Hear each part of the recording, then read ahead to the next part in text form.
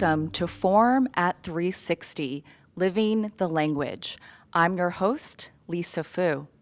On this forum, we're going to explore what living the language means and why it's important. To do that, we have 4 guests. We have Tlingit speaker and clan leader, David Katzeek. We have UAS Tlingit language instructor, Marsha Hotch. We have linguist, Alice Taff. And we have UAS Assistant Professor of Alaska Native Languages, Lance Twitchell. Each of our guests today is going to talk about an aspect of living the language. Why is it important? How can we bring it into our homes, into our communities? And what are the tools to get us there? After each of our 4 guests have presented, the audience is going to have an opportunity to ask questions and engage them in dialogue. So as they're presenting, please think of questions that you want to ask them. Our first speaker today is going to be David Katzeek. David is a Tlingit language speaker and a clan leader, and he's going to talk about what living the language means. Welcome, David.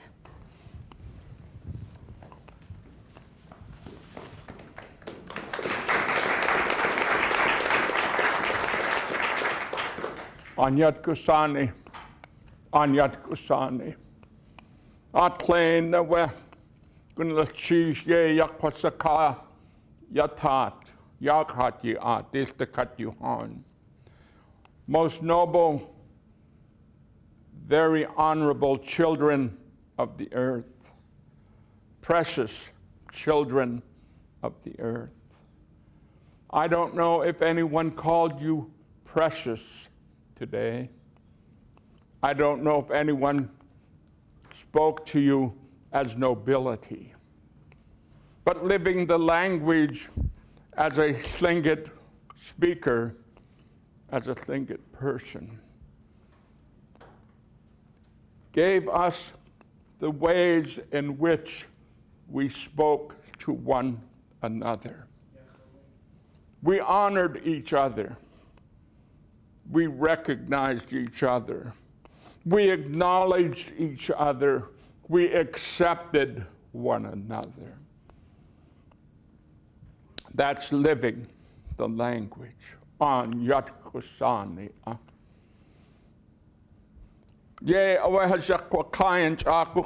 This is what the ancient ones would say. Those ones of ancient long ago, this is what they would say. Gnachish ya'an akaye hawuti yachte hitan.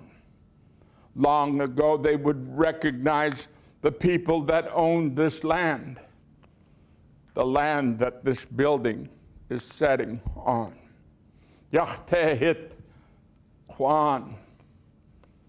People from the Yachtehit, the Big Dipper house. They would be thanking them. They wouldn't take it for granted. They would acknowledge them because they came through a whole lot of challenges and difficulties. If you lived here on this earth over 10,000 years like these people lived.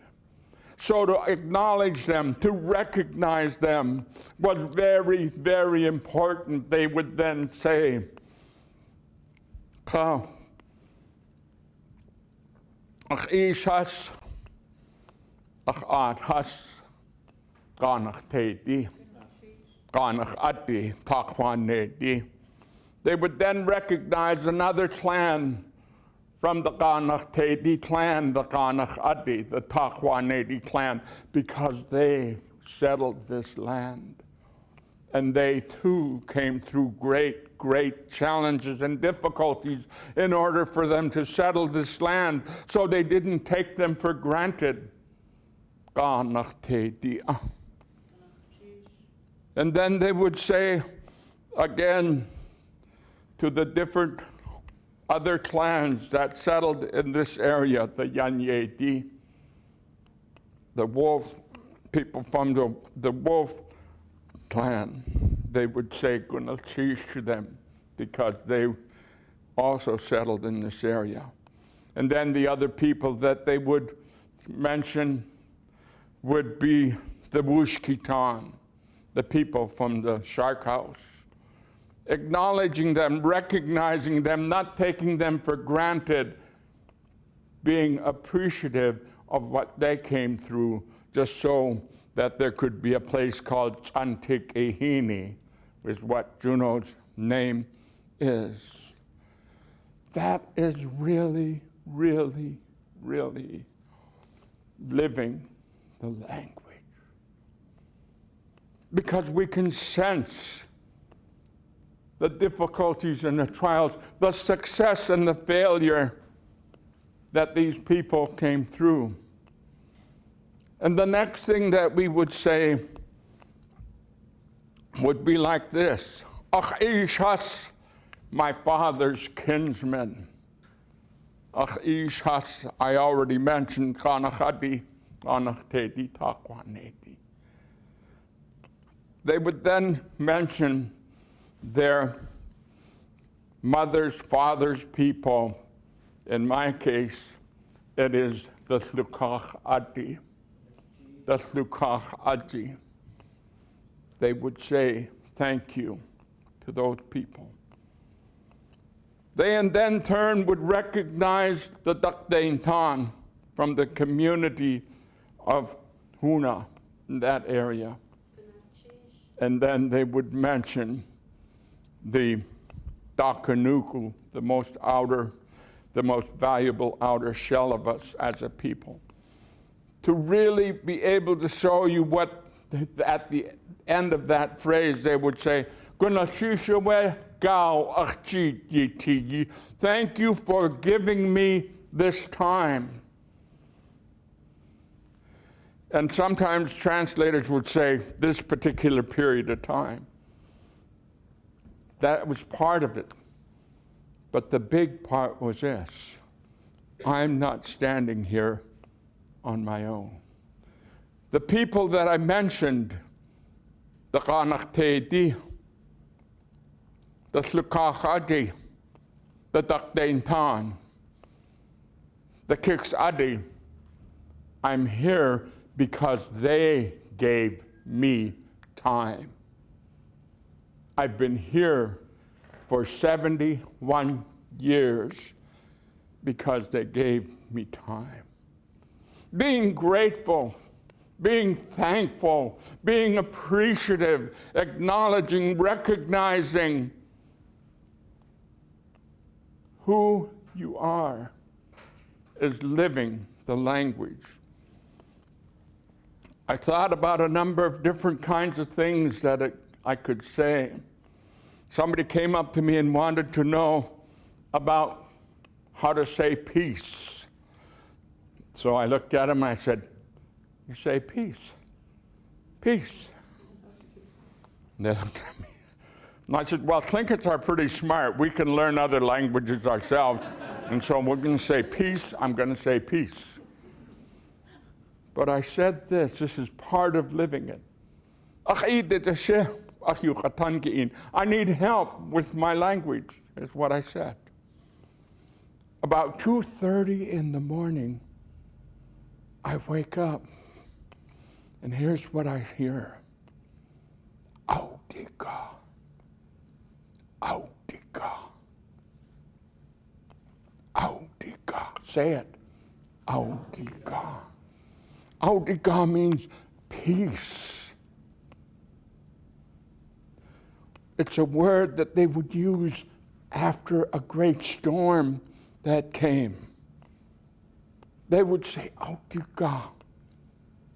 It's calm. It's peaceful. A very, very, very powerful word. The other word that I was thinking about is another word that says Januk. Everybody say that. Januk. Januk. Januk. What it says, let it go. Let it go. Release it. Regardless of what culture you're in, There are going to be situations and circumstances that are very negative, that can hold you back. But in the Tlingit language, they say, Jinuk, let it go. Release it. And I'm going to finish by saying this. I help some people, and every once in a while I see so-and-so's fasting from English. Here's what I came back to him and said, why don't you feast on Tlingit? Feast on the word love, kosachan. Feast on the word forgiveness, chatayena'o. Feast on the word kindness, tusla'an. Feast on the word joy, sakka. Everybody say sakka. It is easy. There's a whole bunch. How many of you have spoken Tlingit? So I just want to say, have a great, great, great holiday season. Whatever you may be troubling your spirit, Jinuk. Okay, thank you.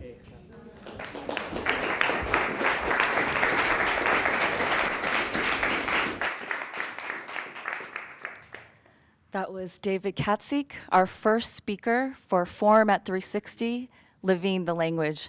Thank you, David. Our next speaker is Marsha Hotch. Marsha is a Tlingit language instructor at the University of Alaska Southeast, and Marsha will be talking about bringing the language home. Welcome, Marsha. I would just like to start with a long time ago, before our people were introduced to English, the children learned at home, and they listened to everybody work together, the aunties and the uncles. It was the aunties and the uncles' roles to be there with the mother and the father, and they taught the children. They were all there. School was home. And then when they got introduced to school, then the children began to be separated from home, where the grandparents were, where the aunties were. And so they began to learn different things. And I was one of the fortunate few that I had the opportunity to grow up with being around Grandma, and I was raised by elders. And so I was fortunate in that way. I'm always thankful for that. And then a lot of us that do speak, I'm not going to say I'm fluent, but we all continue to learn together as we encourage one another.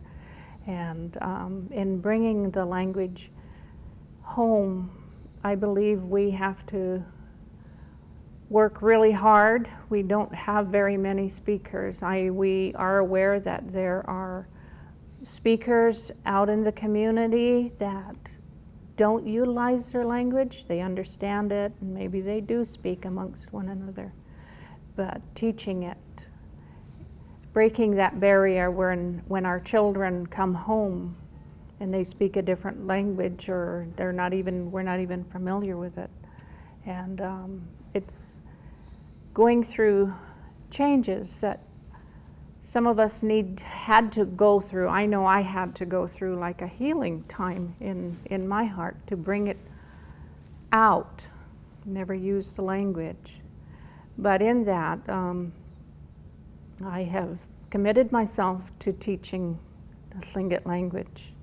And it's one of my first languages. I can't say it was my first, but I learned English and Tlingit. But I have some stuff here, and some of our bringing the language home, we do things together all the time with our families. We eat together.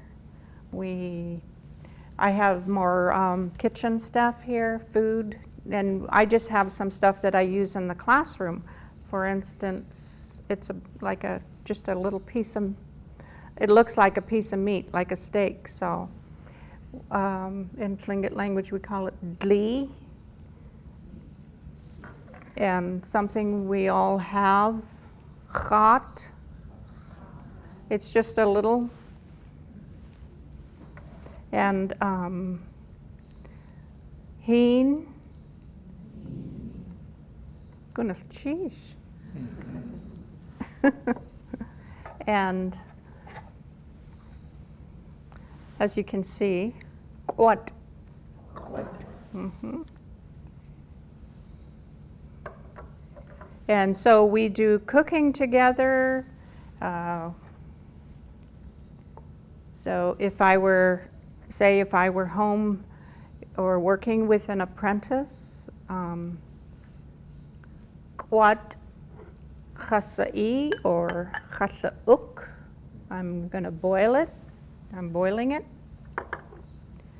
And then we have our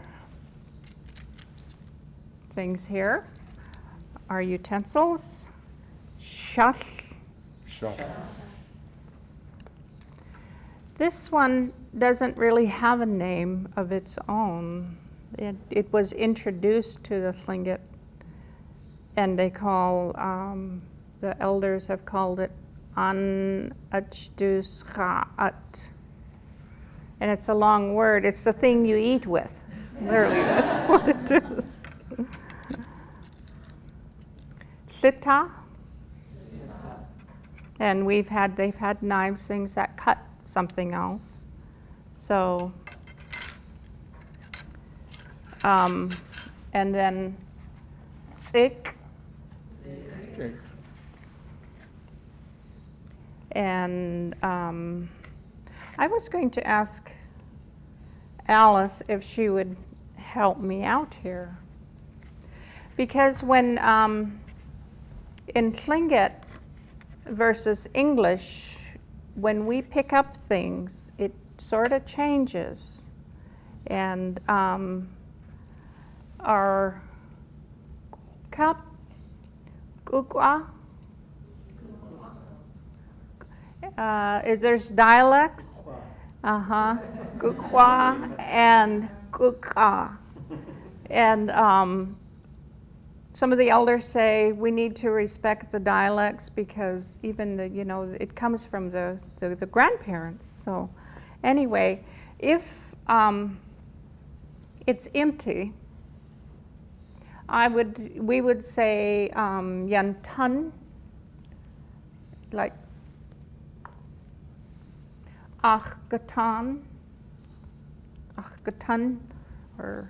and then achgasin, because it has water in it. So even our different things, the shapes of things we say it differently. And so it takes time teaching. But as we're in the home and we try to move towards immersion in our homes, if you're a speaker and you have grandchildren around you or your children around you, you can use the things that are around you to introduce the language to your family. And sometimes it's hard to let the words come out. Maybe you haven't used it for a while. It sort of, you have to make it come back alive within your mind, and be able to utilize it again.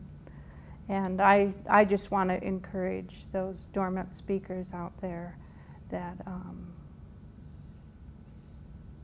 it can be done.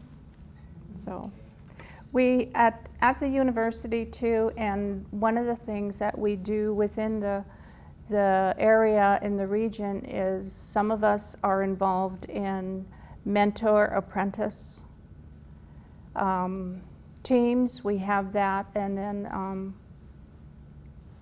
on the campus we have classes that where we teach about how to help or how to help the mentor and the apprentice so that they can become a tight-knit team, so that the speaker, the mentor, and the apprentice can learn how to speak, and they can create their mini immersion sessions.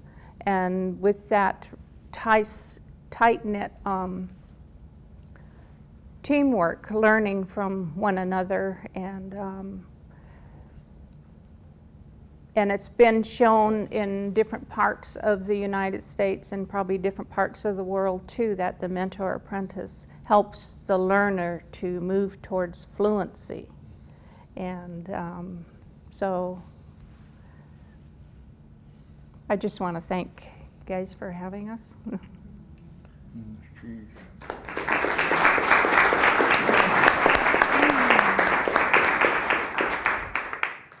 That was Marsha Hotch.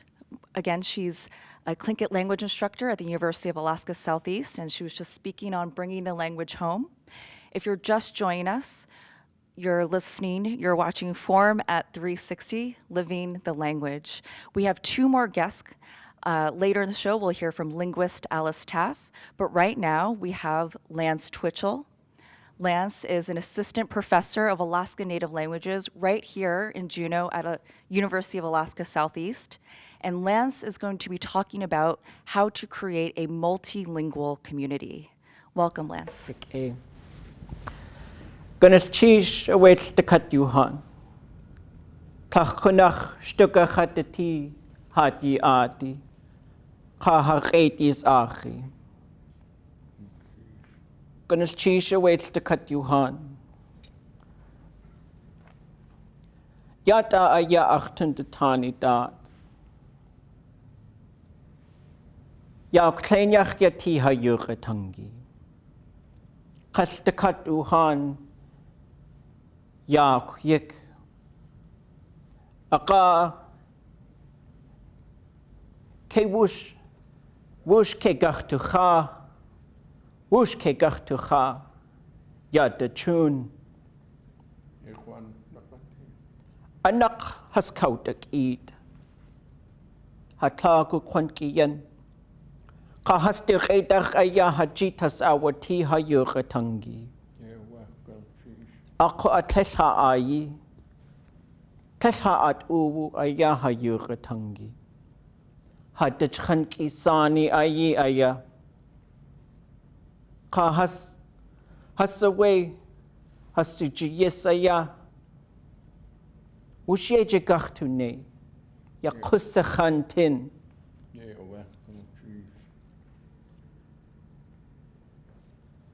Yes kutlagu hakuch sati. Yes kutlagu hakuch sati. I want to thank my colleagues.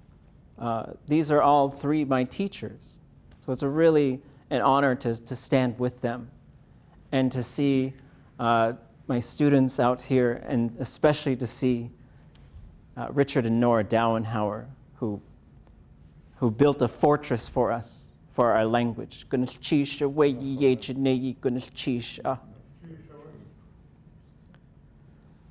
want to talk about transformation. So one of the last things I said in Tlingit is, it's like we've become a raven story. That's how I was thinking about it today as I was thinking about how to present this information. And the reason it's a raven story is because Raven transforms himself all the time. Sometimes it's not for the best reasons, but we see the effortlessness that happens in our stories.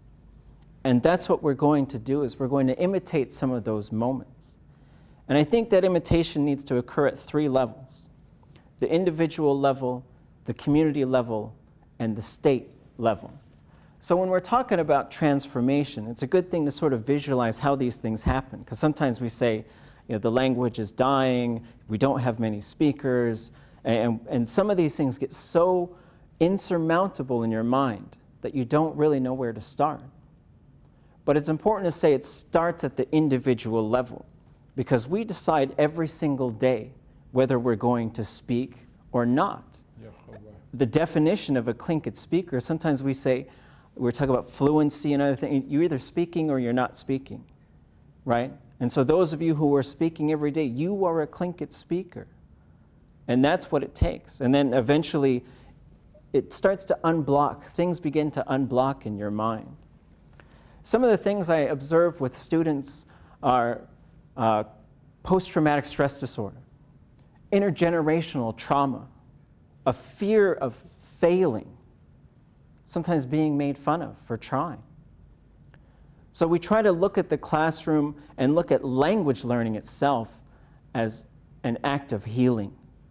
It's an act of healing all these different things. Our grandparents experienced great violence for our language. Our parents experienced great neglect with our language. We are trying to look at all those things so that our children and our grandchildren will just speak. And part of that has to do with what the individual decides to do on a daily basis. So you can make it not such a big, huge thing about trying to change the whole world, but you're just trying to speak a word every day, a phrase. The next level is the community, and that community could be a group of learners. It could be your house. It could be your neighborhood. It could be this community of Juneau. It could be your region. It could be through telephone and video. It's a group of people who are doing the same thing. So at the community level, the way that transformation occurs is by putting more of the language onto the land. So these are some things that we're trying to sort of think about how to do. And I think for the group of speakers, you have to be creative. You have to be creative, and you have to be humble, and you have to be tolerant. There may be times where you may say, I'm really mad at him. You got to get over that fast. You got to get over that fast, because you're going to do things with love. You're going to do things with love, which means it's not about you and how you feel. And you learn how to overcome that. You learn how to say, okay, well, that hurt me. Now let's move forward. The other things you're going to do at the community is find ways to put the language all over the place. When I went to Hawaii, I came off the plane, and the first thing I heard was Hawaiian. And I thought, that's what we need to do. And we've got some folks that are working with us, and we're trying to put Tlingit on the ferry, so that when you get on the ferry and you're pulling into Huna, you can hear Tlingit telling you about this place, Huna. And then you're trying to just create more and more opportunities for the language to live on the land as well. And part of this, it's a challenge. I think as you develop a language learning community, you got to really just stick together all the time, which means getting along becomes a little bit less important, or maybe it just becomes more of something that you learn how to do a little bit better. So you guys shop together, you eat together, you do a lot of more things together, and it's a challenge. You have to get to know everyone. We're flawed human beings. It's a lot easier for me to hide in my house and to not pick up the phone and to be safe than it is to track people down and to try and just be together all the time, which is something you need to do to really keep the language going. And those of you in the community, when you see a pack of people walking around speaking the language, support them. It's not rude if they don't respond to you in English. It's something we have to rebuild, because if you want to learn French, you can go to France. If you want to learn Spanish, you can go to different countries. If you want to learn Tlingit, you have to manufacture a place where Tlingit really exists. We're at a point where you can't just go to a place where it exists anymore. So the next level is at the state. So at the state level, it's not just the state of Alaska, but it's whatever is governing things. And that means there has to be a lot of sort of open ears and open hearts and open minds. We see a trail of responsibility that does go to federal governments, state governments, and religious organizations as far as what has put us in this situation with their languages. So there has to be conscious efforts made to reverse language shift. So some of the things we're looking at in the state of Alaska would be a bill that's going to be proposed this coming year, which would make all Alaska Native languages the official languages of the state of Alaska. in addition to English. So Alaska is an English-only state. And there's not very many people that know that. You know, there's not very many states in the Union that would qualify as an English-only state. And we have to look at what's happening with these languages and say, it's time for dramatic shift. It's time for a dramatic shift on all three of these levels. The individual goes to a place of awareness and self-confidence to say, this is something I can do. This is something I will become. The community says, we are going to make room for this because our community was built by shoving this thing off the table. That means we have to consciously build it back and support one another. The state level has to say there were certain laws in place and certain policies in place that really tried to kill people and cultures. I was talking to someone the other day, and I was reading some old Native American policy that came out of Canada, and the minister of a Canadian agency that dealt with Indian affairs said, we are going to eliminate the Indian so that we have no more Indian problem. That was their goal, and that was sort of stated by the head of that department. And I just think if you just change that in a couple of ways, it's interesting because we might hear something like that and say, I wonder what he means. But if someone like Hitler says we are going to eliminate the Jews so we have no more Jewish problem, we know what that means. So it's a really interesting thing to think about the history of this place, the history of this nation, what it has done to people, and how we can actively shift some of those things. So I want to come back to our community and some different things that can happen. You know, I really like sort of to think about, well, what are the tangible things so that we can do that? And bringing the language into the house, speaking it as much as you can, especially, you know, and I tell students, I was like, find something that's the only thing you speak Tlingit to. Dog, cat, steering wheel, shower head, whatever, mirror, and make that switch. And the best thing as a child, you know, if you have a child, one parent speaks only Tlingit, the other parent can speak English. And, you know, and I try to, I'm really inspired by the work of Alice, and she talks about trying to debunk a lot of myths. And some of them are that if you're over 12, you can't learn a language, and the other ones are that if we speak this language and we really let it live, then English is going to get hurt, and our ability to understand or speak English is going to get hurt, and that's absolutely not true. So in closing, I think something that you can do in this community is a facility where that's where we go to speak Tlingit. It's the language nest model. It's worked in other places. I think the city, the state, the tribes, the corporations, the nonprofits can get together and make this happen. One half is a daycare. We raise our kids in Tlingit.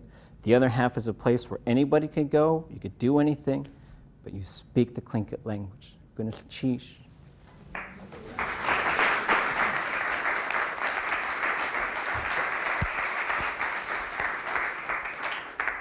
That was Lance Twitchell, our third speaker for Living the Language.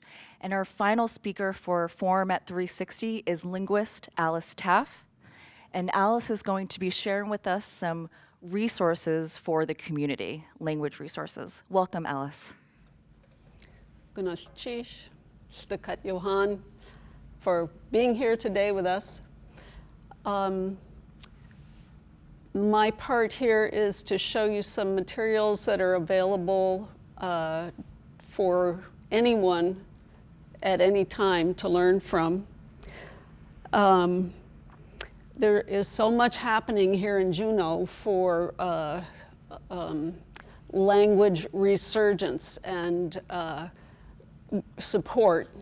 There's so much happening in Southeast, in Alaska, in the nation. And do you know every nation in this planet has small language communities that are standing their ground against language loss.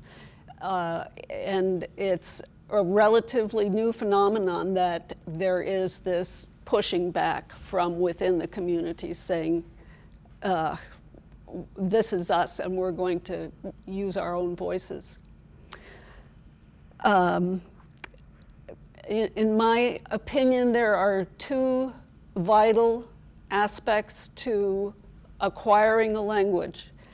The first one is exposure to the language. You have to have it around you and you have to be able to use it. And the second one is time. You have to have enough time and exposure. Lots of people don't have the opportunity for exposure. So what I'm going to show you today is materials online, conversations online that were recorded between Tlingit speakers here in Juneau and throughout Tlingit, Ani, both in Southeast and in Canada. So here's our website at the University of Alaska Southeast. Wush'in aya yuk atudliatk. We're talking conversation, and you see this list of videos. So these are conversations between people. And I'll just take off from David's mention of Yachtehit. Let's see.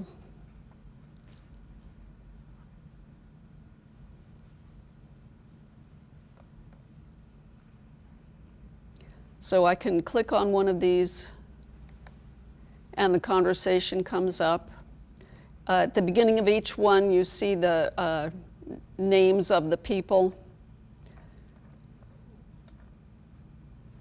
who are being recorded. So Walter Sobolev here and George Ramos.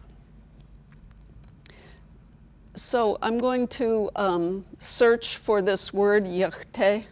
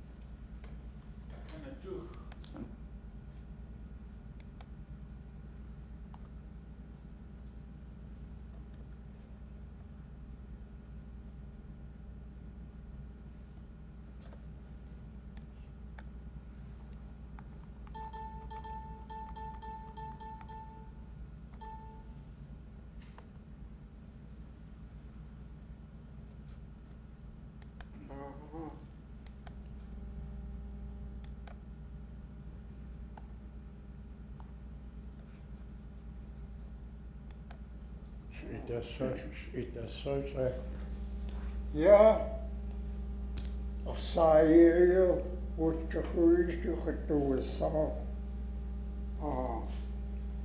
Ja, jo, dat ik toch het tanken de zien. Ja, zien geen genoeg het tank kan ik toch toe ayo. Woestijn. Juist als atke, zijn het enige zoals ik hoor daar. Ja, dat is. Kees op geschaad. So you notice here that you can see the people speaking, you can hear them speaking, and then you can see Tlingit written and the broad English translation of what they're saying.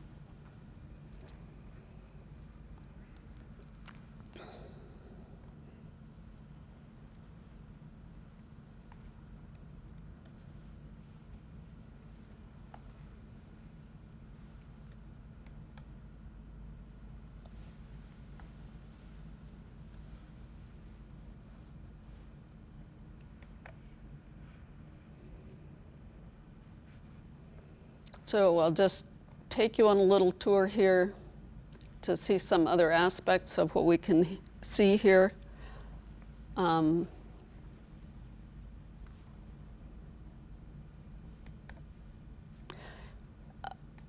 So you can play these, play and listen, read.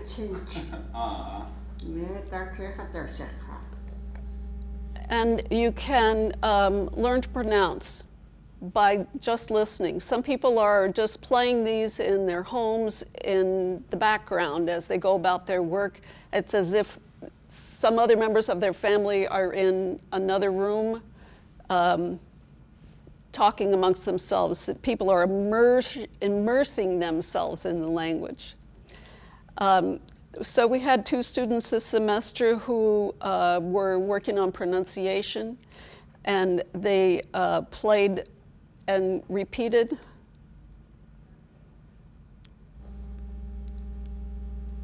By clicking on the icons next to the sentences.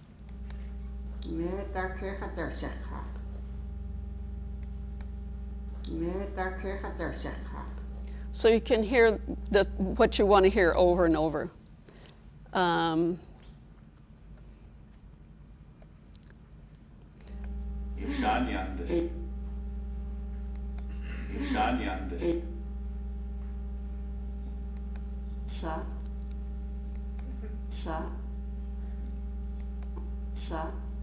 And these students improved their pronunciation by 40% in 2 months by the measures that we were using. One of the things they were working on was tone. Tlingit is a tone language, so you have to be able to use a higher pitch when necessary, otherwise your words aren't understood. So I'm looking for a good example of that.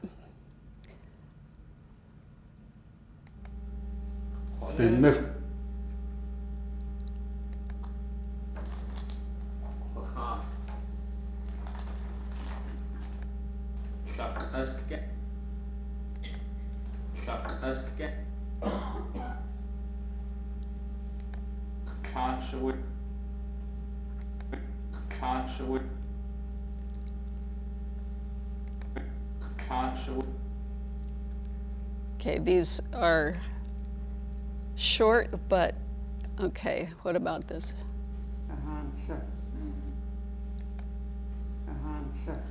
So repeat that.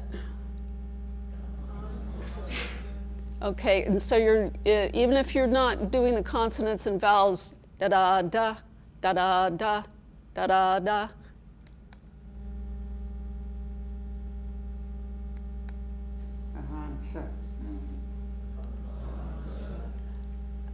So the students were, for a couple of weeks, focusing just on tone and getting that tone. So there are 43 conversations up on this website right now. We had almost 100 people working on this project to get these recordings made, translated, transcribed, and put together in a format that is usable on your computer, on your Android, anything that has Flash, you can use this on.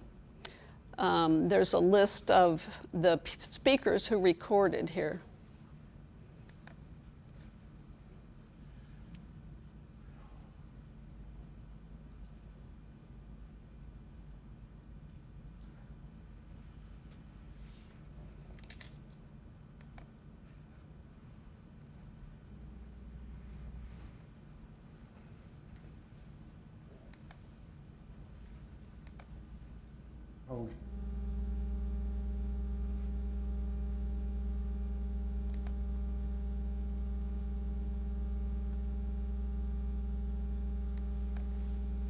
Sika Kausiki Dushat Hooch Goswitustri.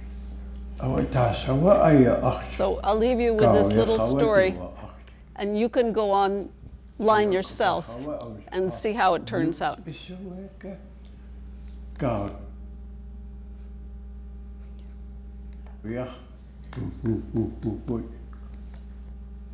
Gunatish.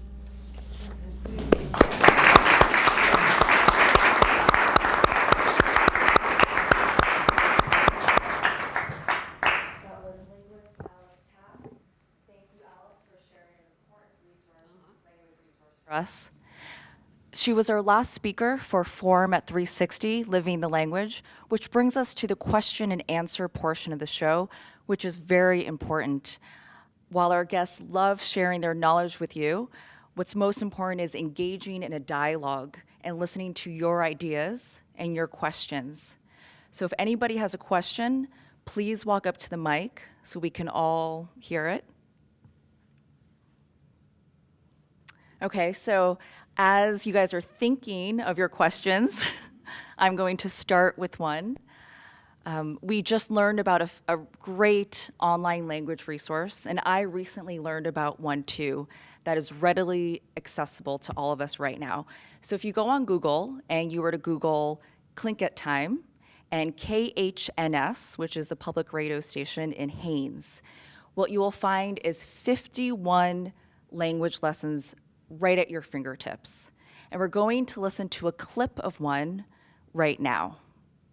Kadli it ji kutrianaha, dausuk she atrisati, Tlingit ani katnale, nuk yechats tu iuntlichat, Kadli it ji kutrianaha, dausuk she atrisati. So what we'll do is just kind of break. So that was Marsha Hotch, Hadley. one of our guests right here, singing Twinkle, Twinkle, Little Star in Tlingit, which was translated by Nora Dauenhauer. And so I just wanted to start off our question and answer session while you guys are thinking of your own questions. Marsha, can you please share a little bit about the program Tlingit Time? How did this program come about? I was going up to Whitehorse on the other side in the Yukon, and when you're driving through and you find their radio station, they have language program on there, and they do the whole show in their language, and I'm like, wow.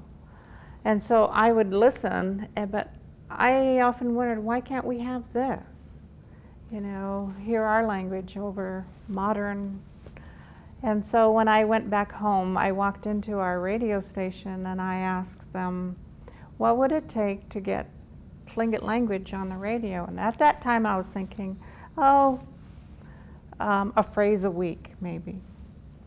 And anyway, it worked out. It was much planning, and it took us a good chunk of time, but it was fun, and it was just picking things and trying to choose things that might be of interest and different, and sometimes not knowing everything could be beneficial.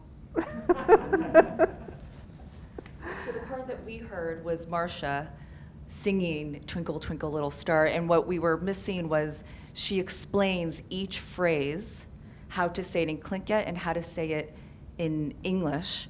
And for each lesson, you had your own student, right?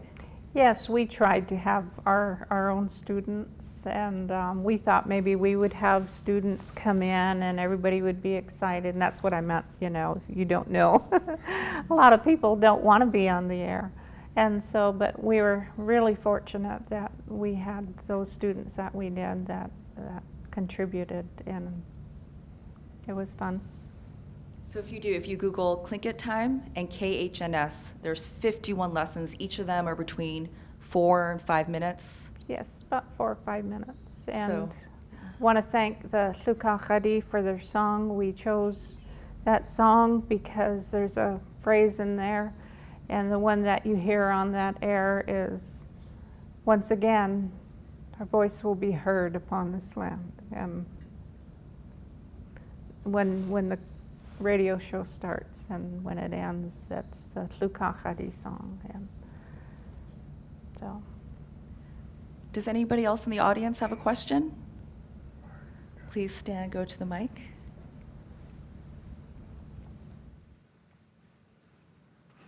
Atlingul chish. Achil kwas lukach adi. Achil kwas kuknach adi. Akanian kanakadi kakanaktedi. Akilkohas takdintan. Akdakanuku deshitan. Yak at kwalkaini. Waitsu ahun kingisti.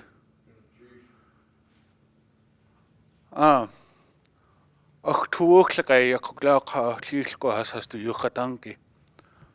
Atlengunil chish.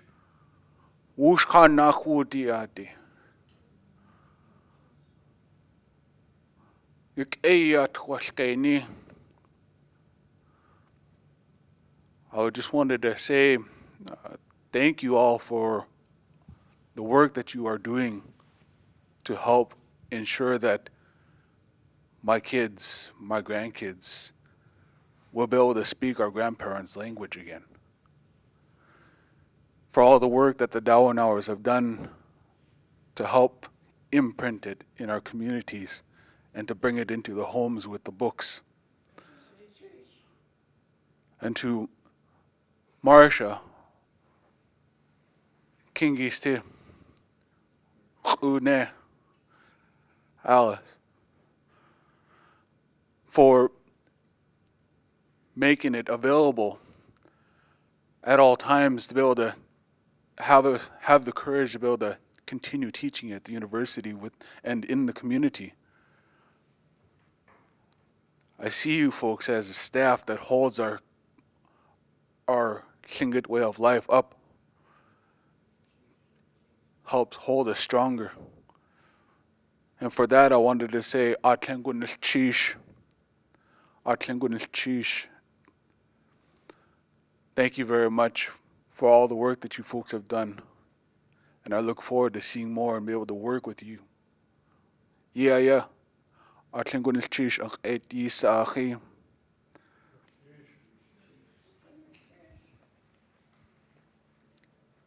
Thank you for your comment.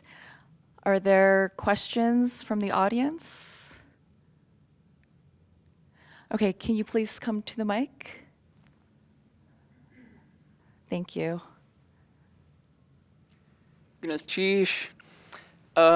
I am just thinking a lot about how I went through the whole, my whole public school experience was in Juneau, and my knowledge of the history of the Tlingit people was extremely limited. And it wasn't until going through a lot of university classes that I got like even a basic understanding of the history that's gone on here and kind of the state of things. And so what I'm wondering are your guys' thoughts on the role of public education before the university for making this just kind of not something you have to be able to pursue at some higher level, like in university. Well, I can start and see if my colleagues have more to add. That's our regional Tlingit spelling bee champion there.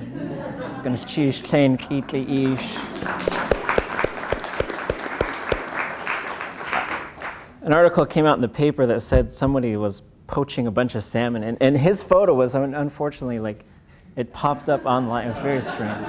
He's not the salmon poacher, he's a spelling bee champion.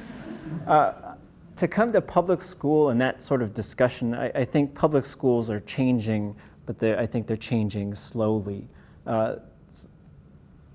Areas that have really sort of their language, one of the things you look at with language, you say, how many speakers do you have? Which is always a tough thing to keep track of. Is it spoken in homes? And does that mean, is it spoken, like what's, the percentage of the time that's actually spoken? And do children speak the language? If children speak the language, you're just fine. But one of the things that I think we're ready for, and it's going to be hard, but I think we are ready for a school that teaches things in Tlingit.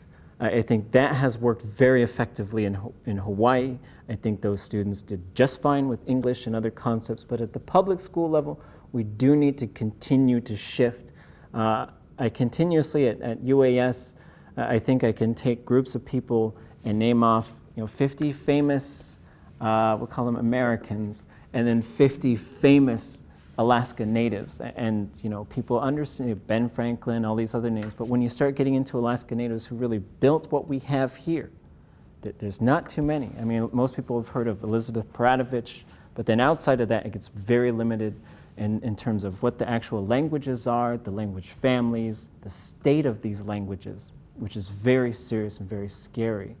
So it needs to change. I mean, that's the bottom line. Sorry, I didn't leave you guys any time. I'd like to answer a little bit of what you mentioned, and I'll be as brief as possible. Living the language for me is when you say, watch the words that you're speaking. The way you speak, whatever way you speak, is the way it will turn out. Our language is very, very strong, powerful. And if we say it's hard, it will be hard.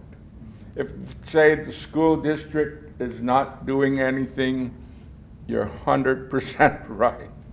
I'm not trying to say it in a bad way. I'm just saying that type of thing, we need to watch the way we speak and speak words of encouragement, words of recognition, acknowledgement, and words of appreciation, because we wouldn't be doing what we're doing if we didn't have people who did what they were doing a long time ago, and they believed that we could be actually probably sitting right up here right now. Thank you very much.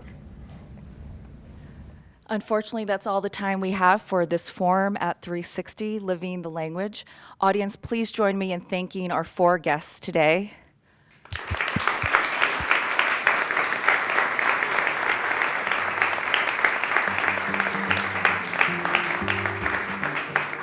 Thank you, David Katzeek, Marsha Hotch, Alice Taff, and Lance Twitchell for sharing your knowledge and demonstrating how to truly live the language. And thank you, audience, for joining us for Forum at 360.